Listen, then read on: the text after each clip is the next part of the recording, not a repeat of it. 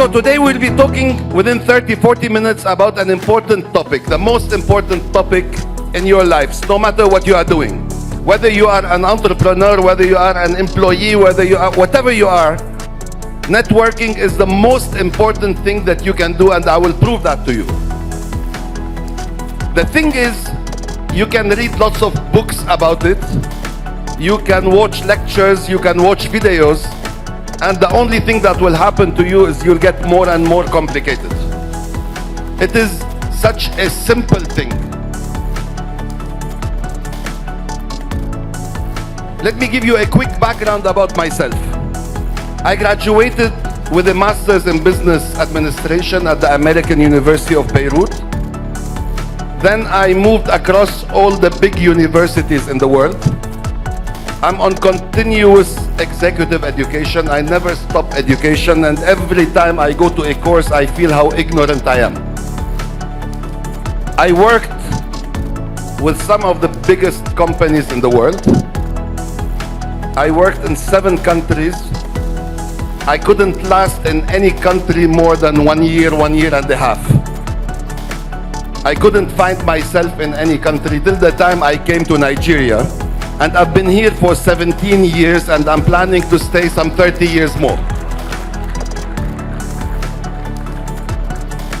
So I was introduced as the managing director of 7-Up, but I play other roles. I am the managing director of 7-Up, but at some point in time I felt that it's boring for me to keep focusing on sales and profit and this and that. So I said, because this country has treated me so differently than any other country, the people of Nigeria have treated me in a way which I never imagined I could be treated. It's time for me to pay back. That is when I became the chairman of the Food and Beverage Alliance, Recycling Alliance. This alliance involves all the CEOs of all the big companies that are dealing with waste. So all of us, we are working hand in hand to make Nigeria a cleaner country, a more environment-friendly country. And recently I embarked also on the most interesting journey in my life, which is called SME Scale-Up. And the objective of SME Scale-Up is to create jobs for 1 million Nigerians by 2035. 1 million Nigerians. The only disadvantage of SME Scale-Up is that's where I met Mr. President.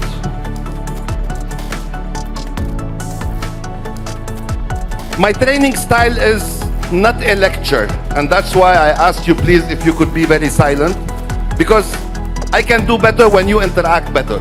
So I'll be asking you questions. I'll be doing my best to see which set is the best. When I ask questions, which set answers better. And it will be interactive and with a sense of humor. So let us start. A small networking WhatsApp exchange can give you all the learning you need on networking. I did not ask permission from the person to exchange that WhatsApp. It was between me and somebody. I don't have the right to do it. I don't have the right to say the name. I can give you some hints. That person is sitting with us here. And he's the president of the alumni. Mr. President, this is how it started. Just a WhatsApp exchange. Focus on it, and I will be asking questions about it after that. Good morning, Mr. Ziad. Trust you are doing great. We are having the alumni AGM of my ex-school on the 13th with 200 members present. If I find a favor in your sight, I will be pleased if you deliver a lecture on power of networking. Deeply sorry for the late invitation. I summoned courage to do that. So far, so good? So who would expect any answer? Who can help me now? Do we have a mic? These were the messages. I hope you know the pictures that you see there. What would the answer be?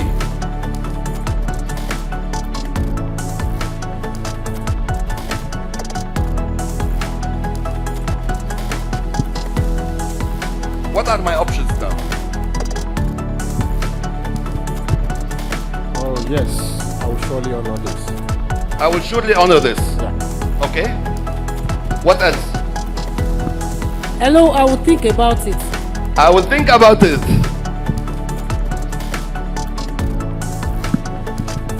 No, the notice is short. The notice is short. Sorry, you.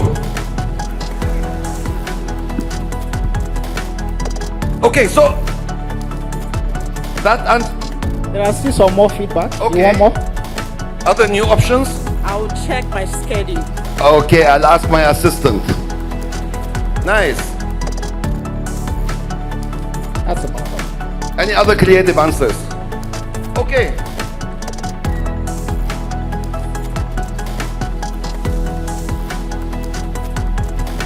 Oh, sorry, I would have loved to attend, but the notice is short. Okay. Nice. You want to take one more? Can you tell me more about it? Okay. Or can you tell me what gave you the right to address me and ask me? Who are you? I'm the MD of 7-Up now. Okay, so this was the answer.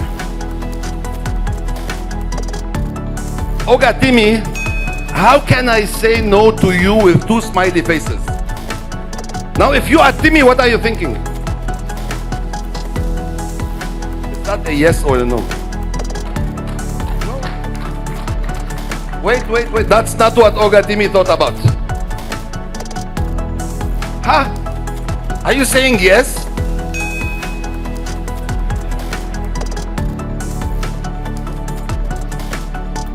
So I responded, if I cannot say no to you, then it's definitely a yes. Wow, I'm deeply grateful, sir. God bless you, I feel honored. Now, this is the WhatsApp that happened as is. But when I was looking at it, it could be a training session on networking. What are the things you see here? Now, when somebody wants to answer, say which set are you so that I can take notes. Okay, 97 cents. My name is Tomi Fashola. Wow, you are 10 years older than me? Hey. Okay, I can see relationship here. You know, this communication is based on the relationship you guys share. Okay. Look at an important factor that's on the side. Time. You know there are some very busy MDs, you send them a message today and you receive after a week. Look at the time.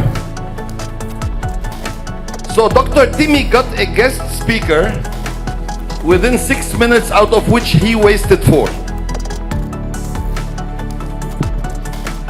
What else do you notice here?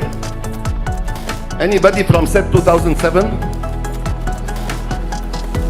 Hey, I'm the only one. Okay, so who has any comments on what you see here? Yes. Good communication from both sides or no? Why do you say so? I understand good communication from my side, but from his side?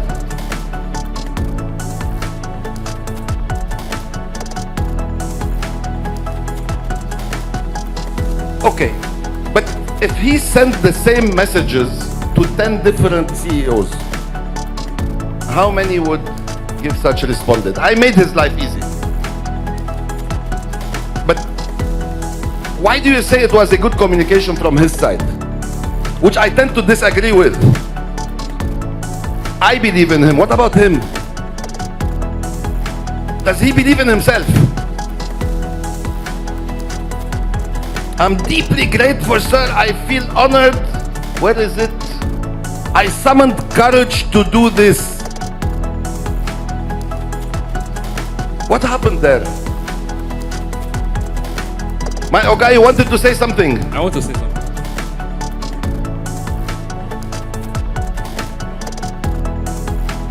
Tell me one thing. Maybe Madame can help us more. Before sending the message, how was he feeling? My point, sir. Tell us. I want to say something. Just once let Madame answer and then we come. What? Tell us honestly now. He was shaking. Yeah. I saw that actually. I did not see him physically, but I felt that. Then after the message, he was dancing. I've never seen him like that before. So what is the somebody wanted to say something? Yes, I want to say that the introduction, calling you Ziad and you picking his first name Timmy, shows the depth of the relationship. Let me tell you one thing. He's part of SME Scale Up. Anybody that calls me Mr. Ziad there, I tell him I'm sacking you out of the group. I don't like it to be called Mr. So he knows that. It's not thanks to him. If I did not say that, you would have seen Mr. Ziad here. Right? So what is happening here? Who has the upper hand in the discussion? Is it Timmy or Ziad? Why? And I need to tell you one thing, guys. Any networking that you go to from the lower side has a 90% probability of failure. Now look at it from my perspective. Knowing that Timmy knows me enough, he attended 2 SME scale-up sessions, he came to my office twice, he knows me a lot. Why should Timmy have the lower hand? Anybody knows? 98 set? Where's 98 set? Okay, tell us, answer. Okay. Who is doing who a favor? Why? Because you are a master of what you do. He has seen some substance in you that he wants you to sell to others. He wants to take from you so that every other person can benefit. So I'm doing him a favor. You're doing that favor. Anybody disagrees? 99? And because there is a relationship, you have a mutual relationship, and that is why you can have the confidence, even if you have the right to say no. Just Okay. trying his luck. Excellent. 99, do you have any different? Who is doing who a favor here? Huh? He's doing you a favor in the sense that he's linking you up with 200 members. He is doing me a favor. Yes. Come here. Come with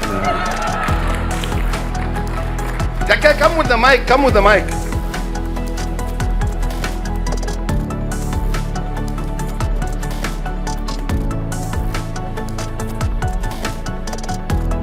You are 99, huh? Yes. Guys, so far 99 are winning.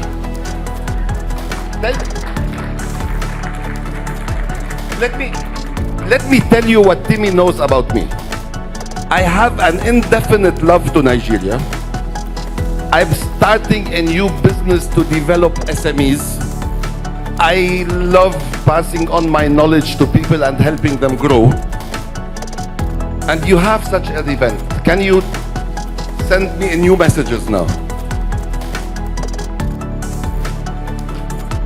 Now that you know what I told you about me and he knows it. Yes, I have a business opportunity for you. Ding.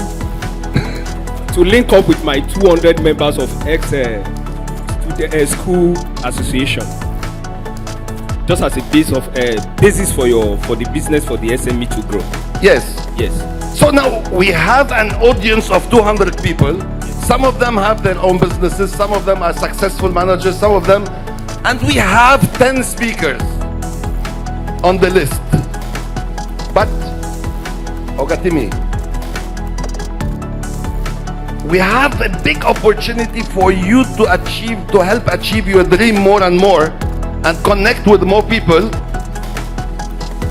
And I have 10 speakers in the list, but I gave you the priority. How would I feel now? Okay, 99 are winning. Well done. So, effectively, networking is how do we make it an equal level? Whenever we ask for a favor, we are not networking, by the way. We are begging. how can we make it not look as begging? And please don't get confused that this is the MD of 7-Up speaking. I was not always the MD of 7-Up. I started my career as a cash van salesman. So it is not that because I'm on top I say that, but anytime I used to network with someone, I used to do all my homework before and ensure that networking is, I'm able to give that person as much as that person is able to give me. And unless you succeed with that, don't think about networking. Any questions?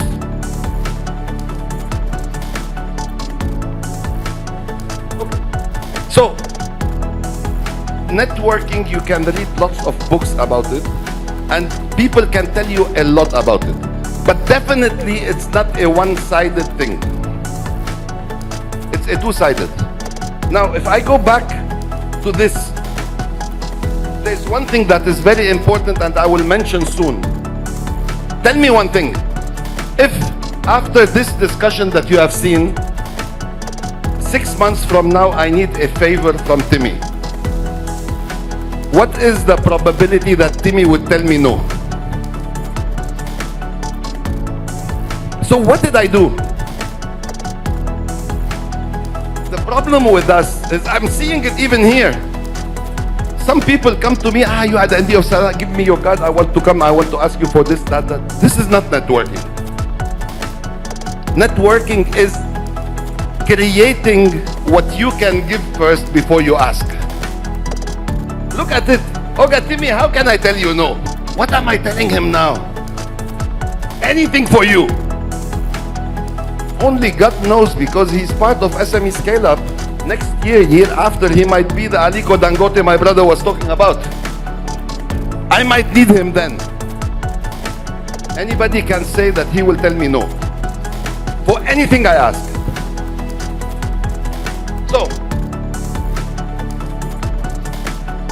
definitely networking is not a one-sided thing. I network with you because I need something from you. Unless at some point in time you can give me, I can give you, this is not network. And we always have something to offer, no matter how small or big we are. We have something to offer. It's not about collecting business cards. Many people ask me for my business card. I said, I don't come with my business cards. It's not going to events and introducing yourself. This is all what it's not. And it's not begging when you need. Because when you need something, you are at the weakest point ever. I need something, so help me. And when you are weak, the other person gets much stronger. And the tendency of a no becomes much bigger. So it is genuine relationships built on trust. And this is the most important thing you must learn about it. We have a Zenith Bank account where we put and withdraw money, but with every person we deal with, we have an emotional bank account. If my emotional bank account is 0 with Timmy, how can I withdraw? I will go in negative. So effectively, what did I do in this transaction with Timmy? So what did I do with my emotional bank account with Timmy? We did a deposit, a big deposit. The problem with emotional bank account, it cannot go negative. Going negative means now we are enemies. So effectively, without costing me anything, I just made a big deposit with him that he will never ever forget. So my account with him is positive. Anytime I can use that money.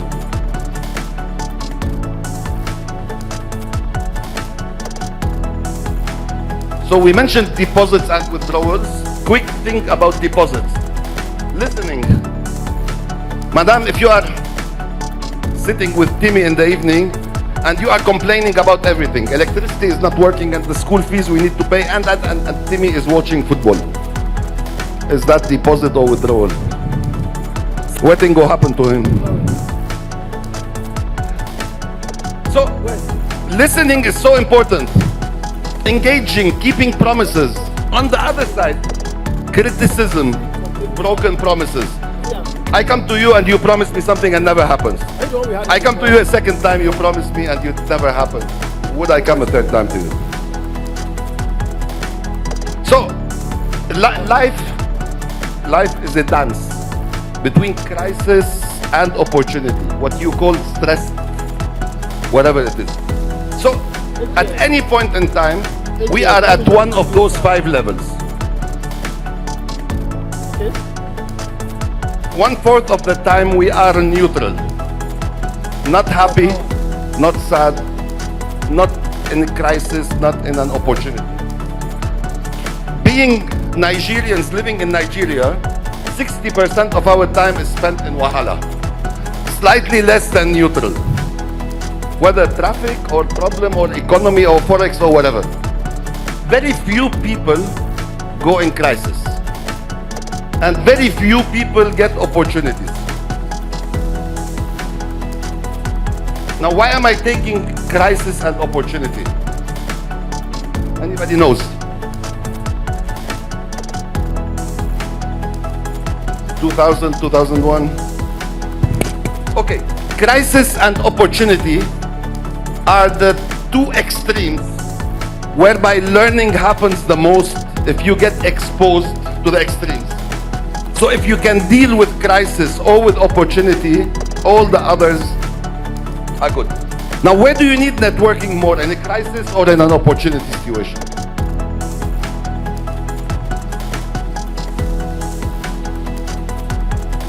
Crisis or opportunity? Crisis, why?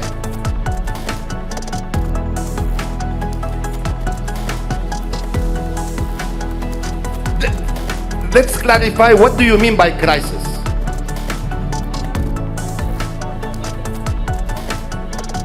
Okay, so do you need a network more in crisis? Okay, what about opportunity? You have a great idea now that can give you $1 million a month, but you need one CEO of a bank. If you don't know that person, the opportunity will go. What do you do?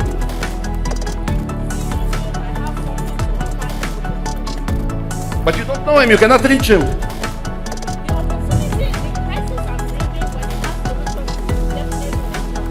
Okay, excellent.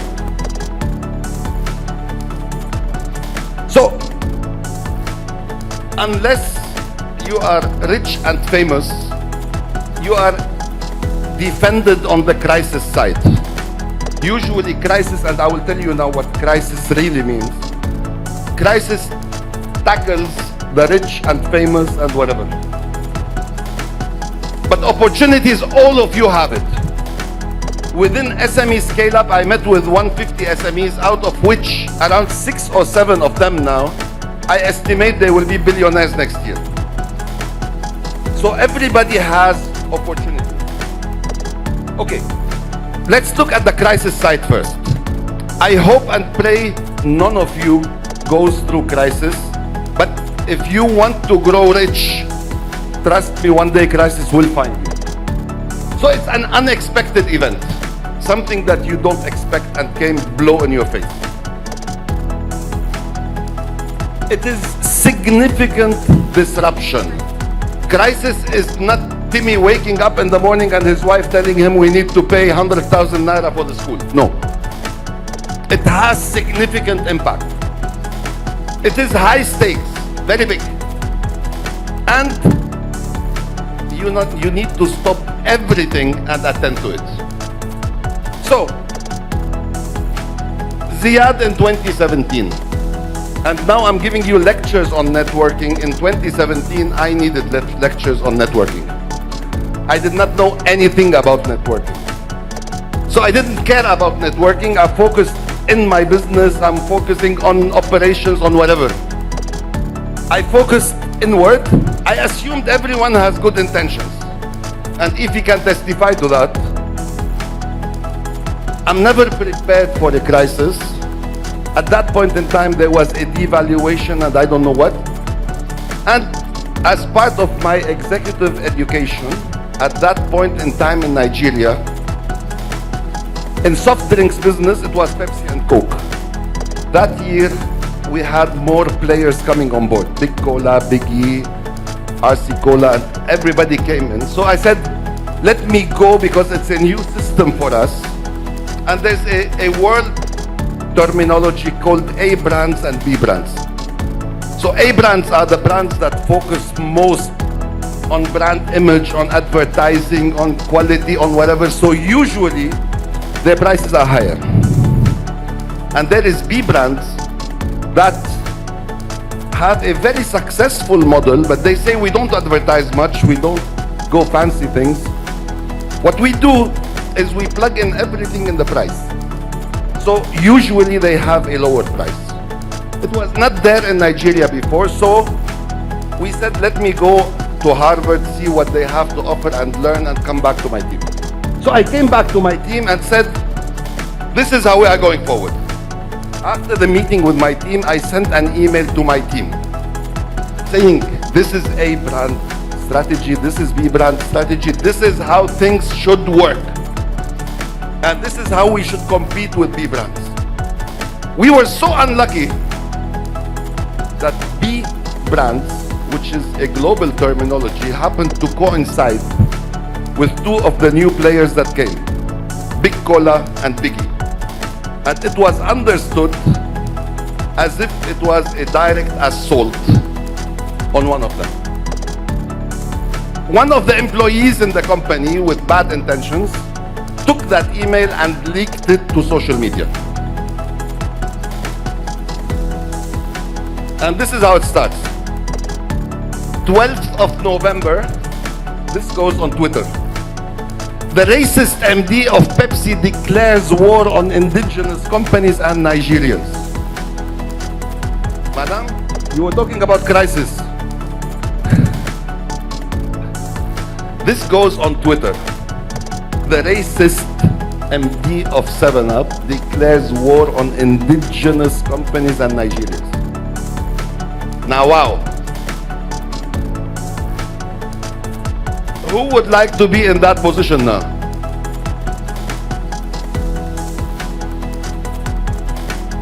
After that, it goes from Twitter to all social media, and this is one of the comments. I think the SS should immediately arrest and prosecute that Lebanese managing director. Another now, wow now. So now, this is what I mean by crisis. If I was not the managing director of a 7-Up, if it was just a small sales manager who sent that email, nobody would care about it.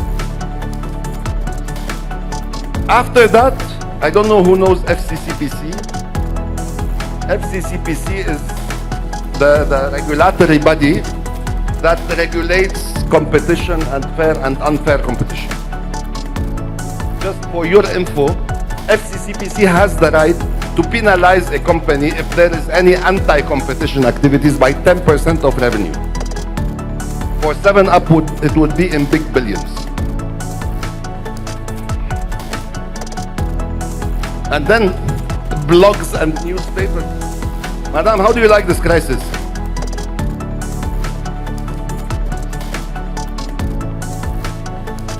Since you are talking, come here. So we can use the mic together. Okay. Come here, on the stage.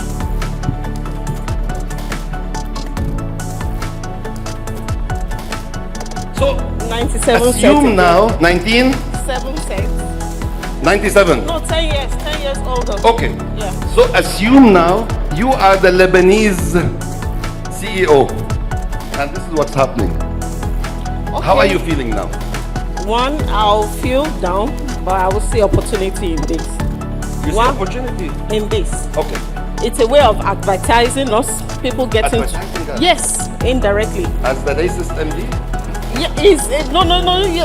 Yes, so that's what they call you, but you know who you are.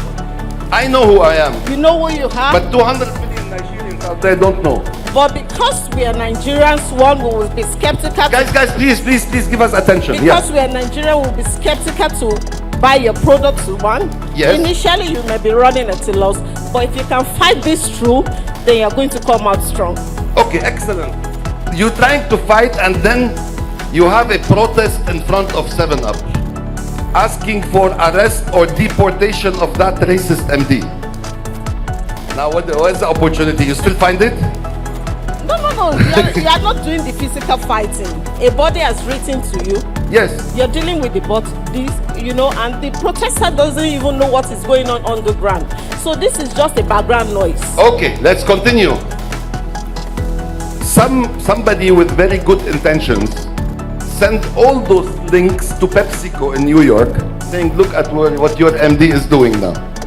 You need to sack him, he's destroying your image. No, they will call you to You order. still find opportunities. No, they will call you to order. What then order? They will call you to order and ask questions. Yes. For a reasonable person or for your parents' company will These guys, understand. can we have attention, I beg? Your parents' company will understand that you are working something out to make the brand to make the brand goes up or your sales improve. And while you are there, new sets of articles started.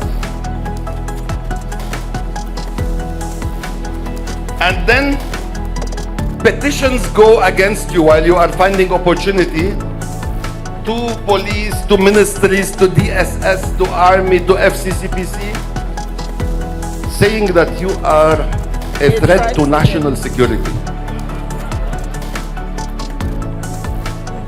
So, I thank God Ify was there with me. She was the one who lived all that experience.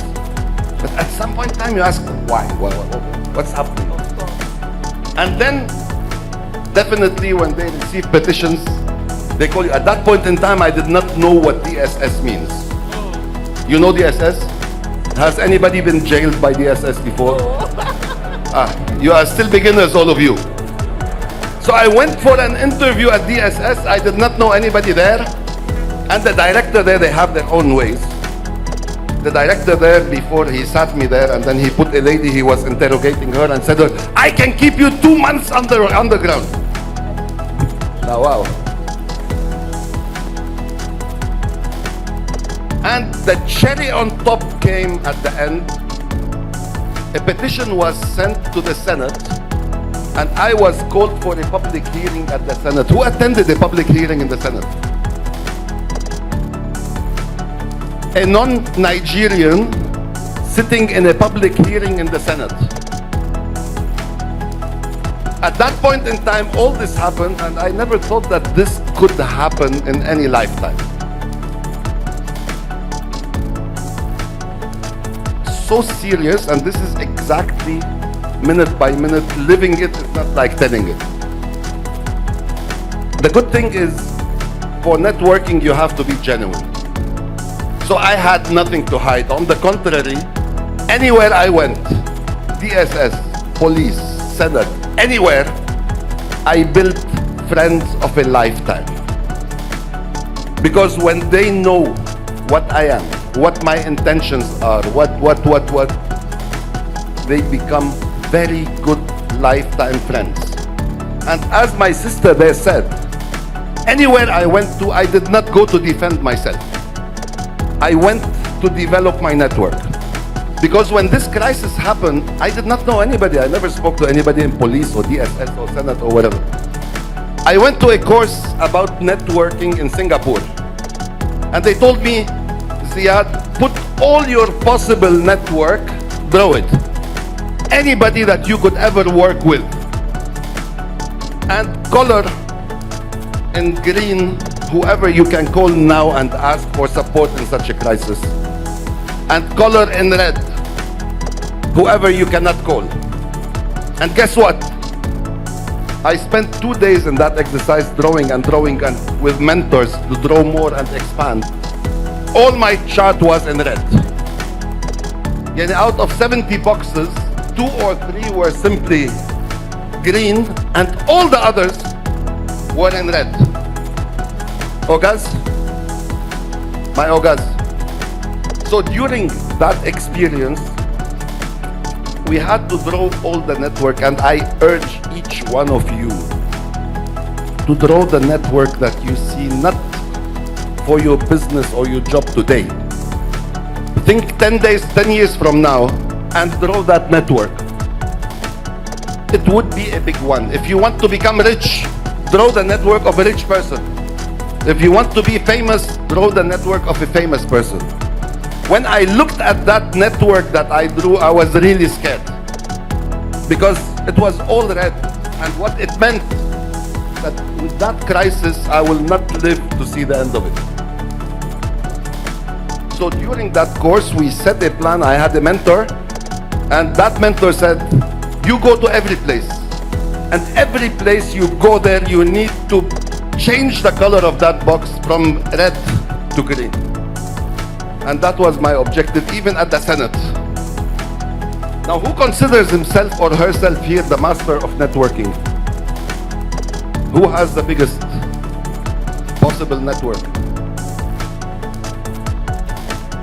What happened? All of you are silent.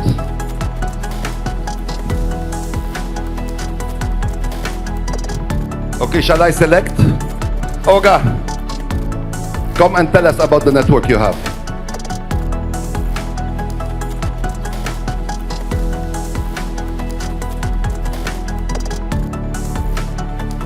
If we give you a phone now and put you on speaker, and you have to call 100 people that relate to your business, that can tell you, how can I say no to you? Can you do that?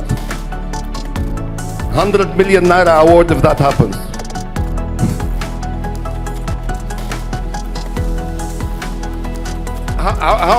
How much do you feel your network should be? Come to my side so that we hear you. What business are you in? You're into farming? Yes. I'm into farming. So how big should your network be?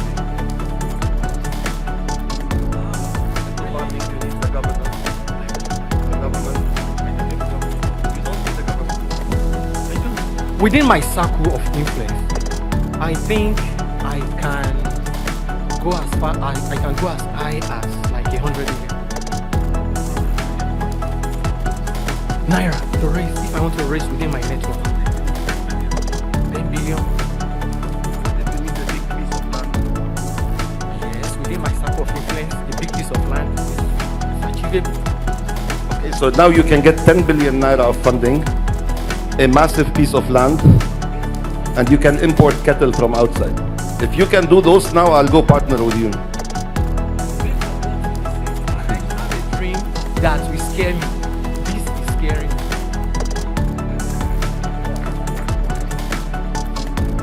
Who was the network on my site? Who can guess? Internal stakeholders. You are spot on. The biggest allies that I had were the employees, and strange enough, the unions. I always, though there's always fights between management and unions, I don't know who works with unions, I always ensured I have a very solid relationship with the unions. So these are the only two things I had on my side.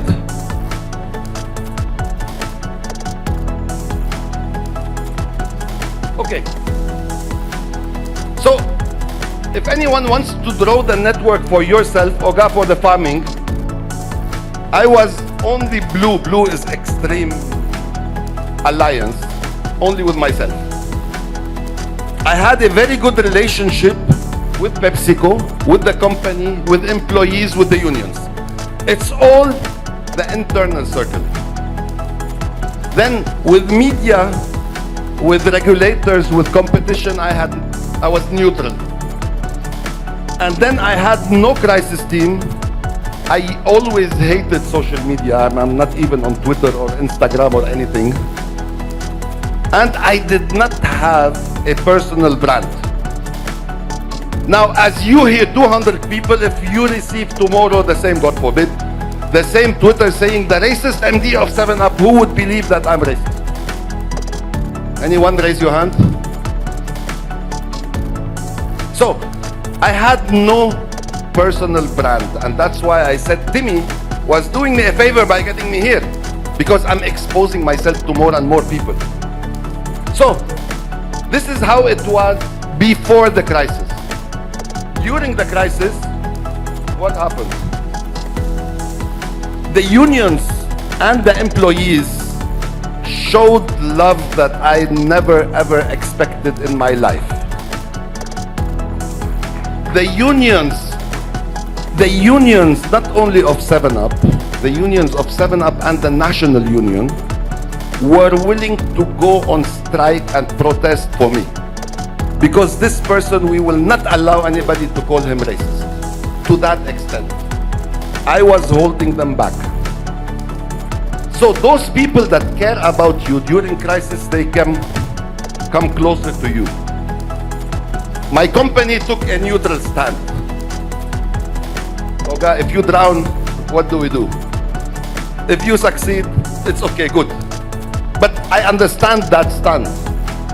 PepsiCo, they took a negative stand that this guy is destroying our image. And all the others moved on the red side. Now, how did it change after the crisis?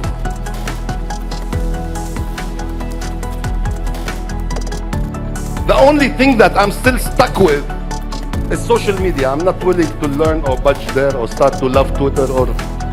This is the only thing that is in orange. But everybody is on my side. The most important person, because that petition that was raised against me to the Senate and DSS and whatever, was raised by Biggie. And I never ever blamed Biggie for what they did, because they were bad intentioned people talking to them.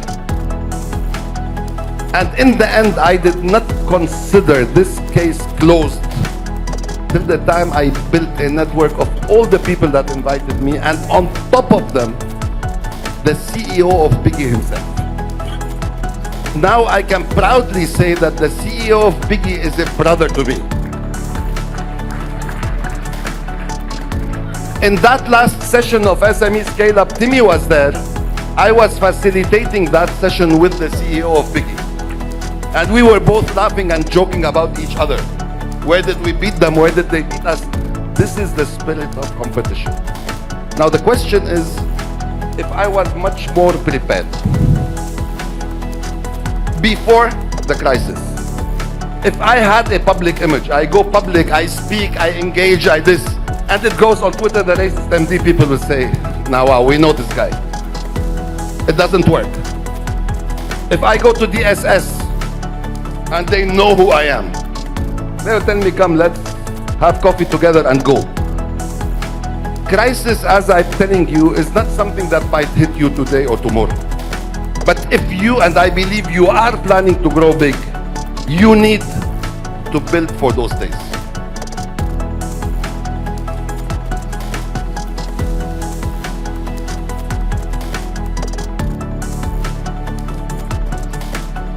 So, on the other side of crisis, we have opportunity. Now let's look at this scenario. Again, I'm giving you lifetime examples about myself. It connects best.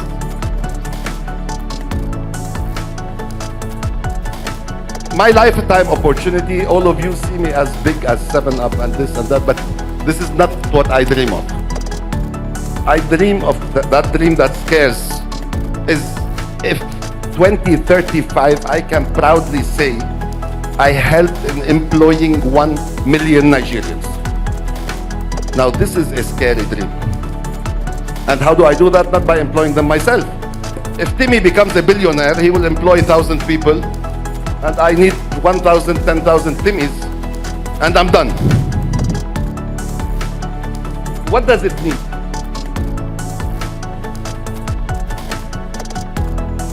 So employment for 1 million Nigerians. Can I do it alone? Who would say yes? No. What does it need?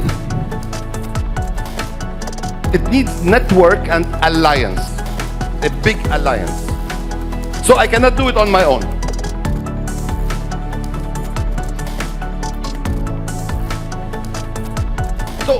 This is a game changer idea for me. I have the experience to do it.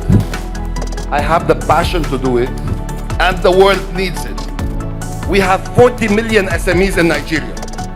They all need to grow. They did not start the company to remain small companies. Am I correct? Who has SMEs here? Who's an entrepreneur here? All of you are employed?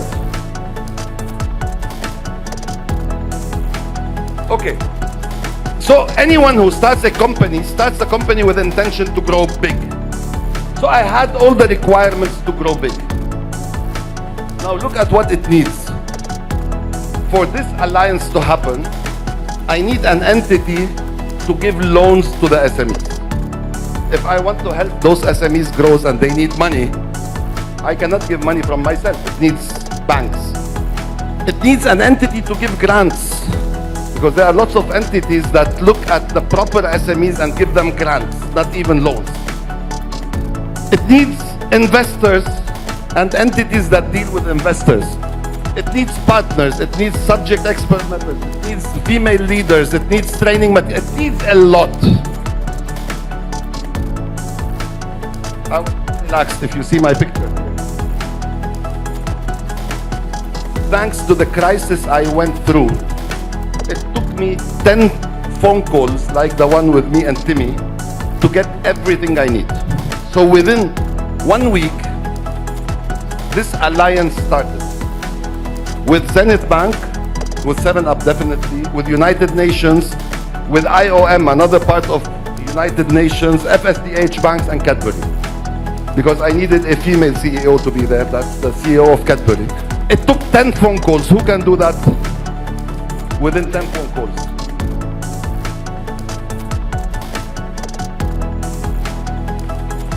And within few days, these were the list of speakers that I was able to get. But I did not tell them, I beg, I want you to be part and I'll be honored. And I did not say that. I told them, I'm giving you an opportunity to speak in a place that in 10 years everybody will be speaking about. And people will say you were part of the founders. And look at it here. We have United Nations, we have Zenith Bank, we have FSDH, we have FCCPC. You know this FCCPC guy that interrogated me, became part of my strong network. And we had Himika, the CEO of Cadbury. Now, I gave you 3 examples: crisis, begging, and opportunity. Let's talk about my experience with one of the SMEs I'm mentoring. A brilliant, extremely smart entrepreneur. He had a great idea in 2018. Fantastic idea. It does not exist in Nigeria. It's badly needed.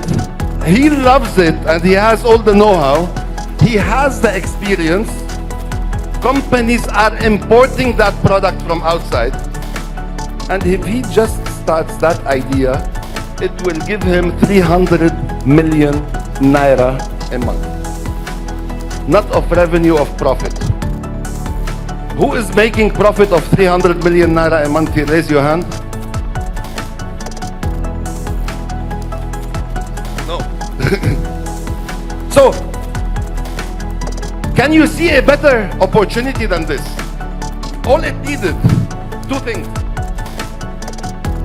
He needed 3 mega customers to sign a 3-year contract.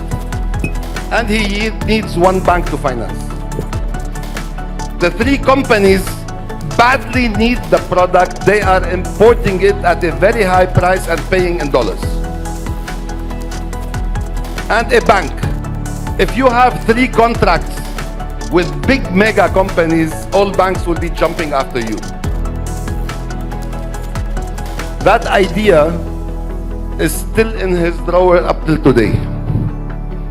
I remember during SME Scale Up, during a break, he was telling me about this. It's the first time I met this guy.